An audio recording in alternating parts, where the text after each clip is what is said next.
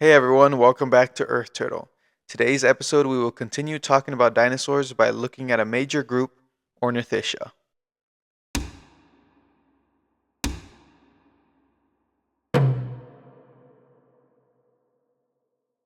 Last episode we discussed the question, what were dinosaurs? We looked at dinosaur characteristics, dinosaur behavior, and we discussed birds being the only surviving dinosaurs. So what were the Ornithischians? Ornithischia is one of two major dinosaur groups. This group is defined by the pubis bone in the hips pointing towards the rear. These dinosaurs included bipedal and quadrupedal forms, meaning animals that walked on two or four legs. The Ornithischians were primarily herbivorous. Ornithischians were uncommon in the Triassic, but they greatly diversified in the Cretaceous period. During the rest of this episode, we will go through different groups and some example species. Here is a key for when I discuss species. I will include the genus and species name. The lower right-hand corner of the box will include two letters, indicating whether it was in the early, middle, or late portion of the period, and if it was in the Triassic, Jurassic, and Cretaceous. I will also include a stick diagram of a human that is 6 foot tall next to these animals. Let's take a look at early ornithischians. Eocursor was a dinosaur that was about 3 feet long. It had leaf-shaped teeth for eating plants. It also had claws, meaning that it may have been omnivorous. It lived in the late Triassic. Lesothosaurus was another dinosaur that was around 3 feet long. It had a beak-shaped mouth and strong hind limbs indicating that it was good at running. It lived in the early Jurassic. One of the most famous dinosaurs, Stegosaurus, measured at around 30 feet long. It had two staggered rows of plates along its back. It also had two pairs of spikes on its tail, most likely for defense. This dinosaur had a small head and a small brain. It is theorized that the plates on the Stegosaurus were used for thermoregulation or for display. It lived during the late Jurassic. A dinosaur that was also within the same group as Stegosaurus was Kentrosaurus.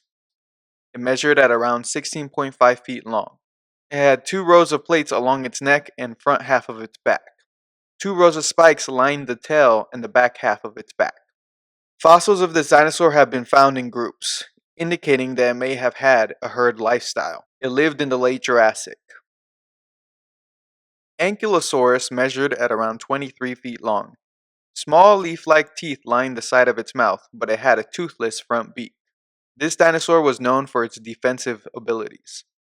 It had bony plates that covered its body, and it had a club-like tail most likely to swing at predators. It lived in the late Cretaceous. A dinosaur closely related was Edmontonia. Edmontonia measured at around 23 feet long. It also had bony plates on its back. Along with the bony plates, it had spikes along its sides. The largest spikes were found by the shoulders. It lived in the late Cretaceous. Pachycephalosaurus was a dinosaur that was around 16.5 feet long. It had big eyes, meaning that it most likely had good vision. The small teeth of this dinosaur indicates that it may have been an omnivore. There was bumps and spikes on its skull. Along with the bumps and spikes, the skull was also domed. It was believed for so long that these dinosaurs used their skulls for headbutting like modern rams. Scientists are not so sure now because analysis reveals that the neck wouldn't have been strong enough for that. Protoceratops was a dinosaur that was 6.5 feet long. It belonged to the ceratopsian dinosaur group and was a primitive member. It had a frill with no prominent spikes. Its broad hands suggest that it could dig. It lived in the late Cretaceous. Triceratops is the most famous ceratopsian and one of the most famous dinosaurs in general. It measured at around 23 feet long and had a large frill. The skull itself was over 6 feet in length. It lived in the late Cretaceous. Triceratops had two large brow horns that measured at around 28 inches. It also had a small nose horn. Injuries preserved in Triceratops fossils show conflicts within species or with predators. It had a large toothless beak at the front of its jaw, and it had one row of teeth on each side in the back of its mouth. Iguanodon measured at around 33 feet long and lived in the early Cretaceous.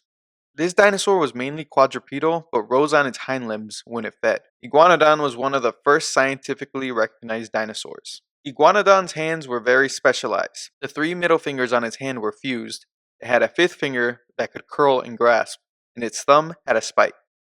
Edmontosaurus was a very large dinosaur at around 43 feet long. The bones at the front of its jaw flared out, giving it a duckbill appearance. It had huge hollow areas around its nostril and the skull, meaning that this dinosaur most likely used sound for communication. It lived in the late Cretaceous. Parasaurolophus measured at around 30 feet long. It is most famous for its crest on the back of its skull. The chambers within this crest may have been used for making sounds and communicating. It lived in the late Cretaceous. So what happened to Ornithischians at the end of the Cretaceous? Although this group of dinosaurs had many species, none of them survived past the end of the Cretaceous mass extinction event and have no living relatives. And that is it for today's episode. Join me in the next episode where we'll introduce the next group, Saurischia, by looking specifically at sauropodomorphs. Thanks.